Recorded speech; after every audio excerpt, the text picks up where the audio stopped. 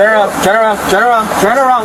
The man had barely driven away in his brand new vehicle when the dealership reported it stolen, turning a legitimate owner into a suspected car thief overnight. The incident began when Shane, a Coast Guard officer, purchased his dream vehicle, a GMC from a dealership in Florida for approximately $60,000, paying the full amount up front. What Shane didn't know was that after accepting his payment, the dealership failed to properly update its records and register the sale in its system. When dealership staff later discovered that a vehicle appeared to be missing from inventory, they mistakenly assumed it had been stolen. The dealership manager promptly contacted law enforcement and reported the vehicle as stolen. As expected, the mistake soon caught up with Shane just 10 days after purchasing the truck. He was driving his new vehicle one afternoon when an unmarked pickup suddenly rammed his rear bumper. Moments later, multiple heavily armed officers surrounded him with their weapons drawn. Faced with the overwhelming police response, Shane did not hesitate. He immediately exited the vehicle, raised his hands, and lifted his shirt to show that he was not carrying any weapons. He then fully complied with officers' commands during the investigation. Keep going.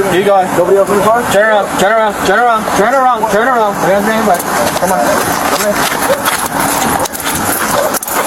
What is going on? Now sitting in handcuffs, Shane was completely bewildered. He frantically searched his memory, trying to figure out whether he had done something wrong, but nothing came to mind. Unable to understand why he was being detained, he repeatedly asked the officers what was happening and why he had been stopped. Faced with Shane's repeated questions, the officers remained largely silent. Instead of explaining what was happening, What's happening, guys? Hey, go driver's side approach, Jerry. Got it? they immediately placed him in handcuffs, conducted a pat-down search, and escorted him to a patrol vehicle. More than 20 officers reportedly participated in the operation. The scale of the response looked more like the arrest of a dangerous fugitive than the detention of someone who had just purchased a vehicle from a dealership. Despite the overwhelming show of force, Shane, a Coast Guard officer, remained remarkably calm. He complied with every command, allowed himself to be placed in the patrol car, and once again calmly asked what crime he was suspected of committing. I have no idea what's happening right now. I'm trying to get the main detective to come here. I don't want to jump the gun and explain everything to you when another detective is going to do that. So I don't want to Explain everything to you.